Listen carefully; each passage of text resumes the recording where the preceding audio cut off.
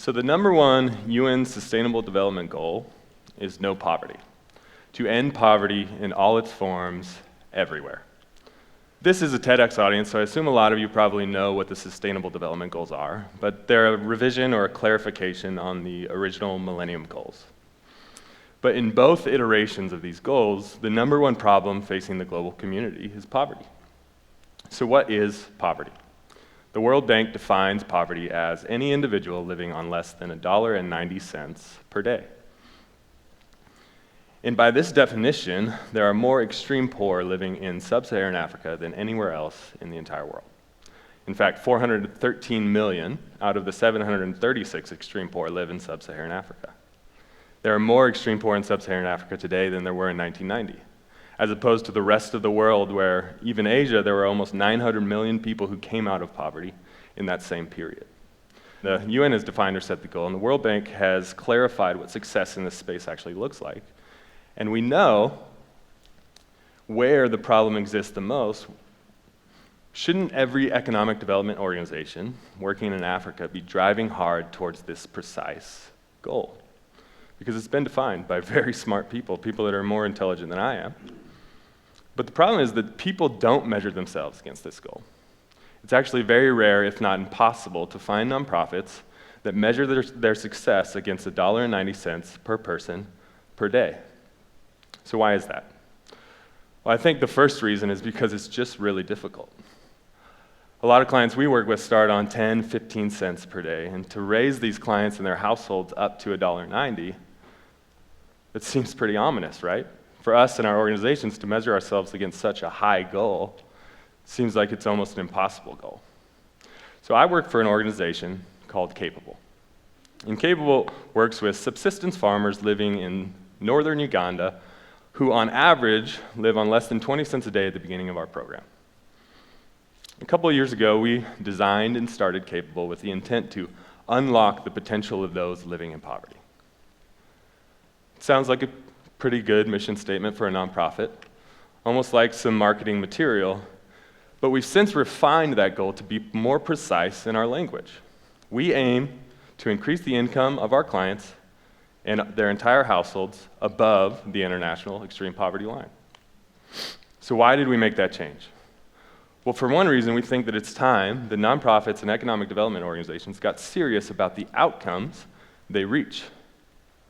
Not just doing a bunch of different activities and employing a lot of volunteers and doing all these different things, but actually measuring themselves on the results they achieve. Because we do that in the private sector, right? Public companies have to report earnings quarterly. And you're not going to invest in a company that's not actually making any money. So why do we give our money to nonprofits that don't know what their actual outcomes are? So let me give you a little context to this space, the economic development space. I've boiled down two main perspectives. The one is the traditional, where you might hear something like, you can't boil what we do down to numbers. There's too much depth and nuance, and what we provide is too intangible. And there is some truth to this, right? Because climbing out of extreme poverty has more nuance than you and I can even comprehend. But the problem is that if you admit that it's impossible to measure, then what else is impossible? It's impossible to know what you're actually achieving, right? And if you don't know what you're actually achieving or the outcomes of your work, then it's even more impossible to improve upon those outcomes. So that's one camp. On the opposite side, we have what I like to call the Silicon Valley approach. Get more users, right? Because in Silicon Valley, scale is everything. And I was talking with someone at a conference in October, and she looked at me and said, why do you have counselors on your staff if your goal is to increase income? And my answer to her was simple. We see poverty as a comprehensive situation facing the people we work with. And if we don't employ a model that allows for the nuance and complexity of their lives, we won't achieve the lasting impact that we're driving towards. So poverty is complex, like the traditional approach says, right? To illustrate this, I want to share about a woman I used to work with when I was living and working in Uganda full time. She had been a coworker of mine and worked at this organization for almost 10 years. In a context where over 50% of the population is unemployed, she should have been miles ahead of her peers. but she wasn't. So why is that? Well, this particular woman had a really bad husband. After many conversations with our counselors, even some in my office where she outlined specific instances of domestic violence where he took and stole her money, she was able to separate herself from him. But the problem was that her contract with this organization was almost done.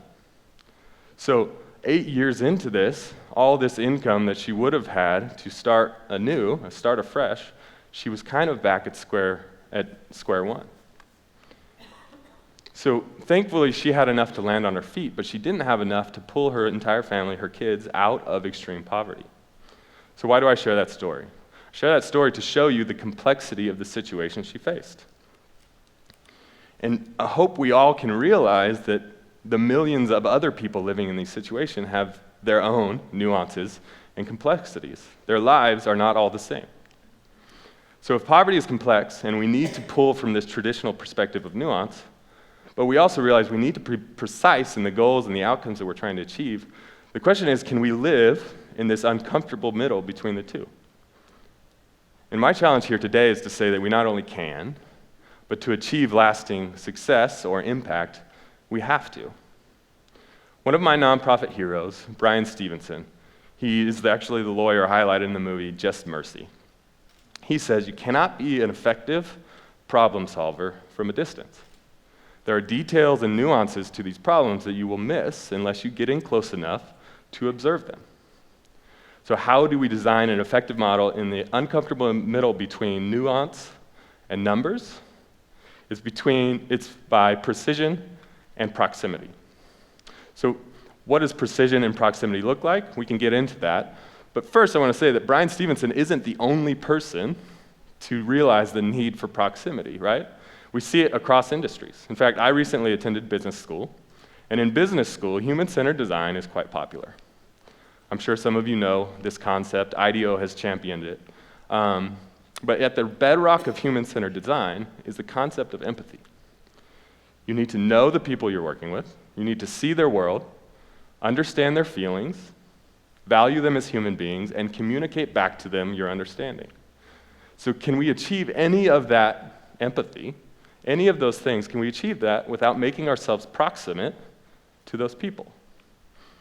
I think the obvious answer is absolutely not, right? So if poverty is complex and we need precision and proximity in our models, what does that look like? What does that look like for us at Capable? The most readily available asset in northern Uganda is land. And so that is why we work with farmers. Land followed by labor are the two assets that we value and we see in this context. It's not because we brought some pre-existing expertise or preconceived notion of what should be in this area. We designed to the context because we were in proximity with these people. And what does that look like in precision, right? You can see that we measure every single farm that we work with. So we know how many acres of soybeans are growing in this village, how many acres of maize are growing over here, and who is actually growing these things. As I said, we value precision, and we load all of this into a custom Salesforce database so that we can give our staff what they need to work with our clients and link them to markets, right? So if in the design we have proximity and precision, what does that look like in delivery? Well, we've broken our model or our teams out into 3 individuals: an agronomist, a business mentor, and a counselor. So these 3 people can go out into the communities and visit them weekly. This is a level of frequency that you really don't see in economic development because it's expensive and it's difficult, right? To go out into these communities every single week provides our teams the right amount of proximity so that they can adapt, they can be flexible to the needs of those individuals, right? So that's how we are proximate and precise in the way that we deliver our programs. And for instance, so you can have a business mentor who's giving a training to the main part of the group, while the agronomist goes out and visits a few farms who are battling armyworm, and the counselor goes and sees one of our clients who's feeling distressed, right? Or facing a particular family issue that's making them not want to continue in the program. All 3 of those things are necessary on their path out of poverty, but because we work in teams and because they're proximate, they can address all of those needs at the same time. So how do we actually measure all of this on the path out of poverty? Well, we have identified 5 critical factors of success. One is they earn a livable wage, right? And you can imagine we measure that based on the $1.90. So you see this. This is our Salesforce dashboard. At square one, they're almost at zero. By this 18-month mark, we're averaging over $2.50 with our clients. So we measure they earn a livable wage. The next thing is they have the ability to invest. What does that look like? Well, we've identified they need to have 4 million Ugandan shillings in current asset value. Because according to the World Bank, 2 out of 3, every Ugandan who rises out of poverty falls back in. So to weather the shocks and make their outcomes resilient, they need to have current assets that they can depend upon when they're facing some sort of shock to their family. And so we measure that. And our staff can see this as they're working alongside this community to see that their assets are growing and they're going on track to, at the 2-year mark, they will have this 4 million shillings. So we have other things. They have good health, they have a social safety net, and they believe they are capable. But in the interest of time, I won't go into every single detail that we measure, but as you see, we are precise in how we've set these goals. So our staff is allowed the flexibility to address these needs. But as I've talked a lot about precision and proximity and all these things. How does that actually occur in context? Well, you've really got to go local. So I'm a systems thinker to the core. And you can probably see that from the custom Salesforce database and everything that we've built. I'm a systems thinker. But systems on their own, as we've talked about, will not achieve the level of proximity necessary. So our staff, you can see, Idra Dominic put us ahead of the game. He was our head start in this whole thing. He not only brings 2 master's degrees, almost 20 years experience in the field, but he grew up where we work. He knows the people, he knows the language, and he can meet them in a way that me and Sean could never even dream. So I believe that we have a place at the table, but our real job is to support Dominic and our 100% local staff as they work in proximity with these communities. So to highlight that, I want to talk about a woman named Agnes. She's one of our original pilot farmers, and Agnes has had a tremendous amount of success. She started as an outsider in her community. She married into this community, and she started a farm from nothing. With a small loan and some help from Dominic, she grew that farm to pull her family well out of extreme poverty.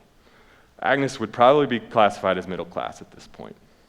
So in my last visit to Agnes's farm, I was walking around all of these acres, watching our staff walk around with the iPad, measuring, and realizing that she's doing almost 40 acres a season from nothing. And yet, you think her husband's family was always super stoked that she was experiencing more success on what they would see as their land than they had, right? Of course she faced community problems, and of course she had family barriers to this success.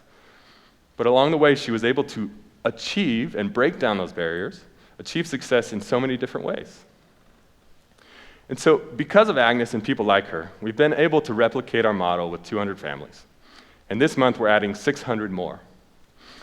We realize that we are growing, and we're super excited about that. But as an organization dedicated to precision, we have to grow profitably. As I said earlier, you wouldn't invest in a company that has a lot of different activities, some cool marketing, and a really pretty logo. But in the end, they don't make any money.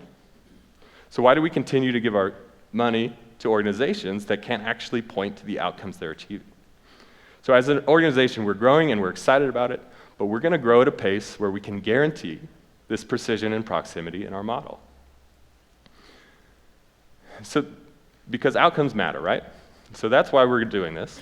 And at the beginning of our first program, 97% of our farmers lived on less than 90 cents per day, with an average under 20 cents, as I said earlier. And so last summer, at our 18-month mark, we had our first measurement.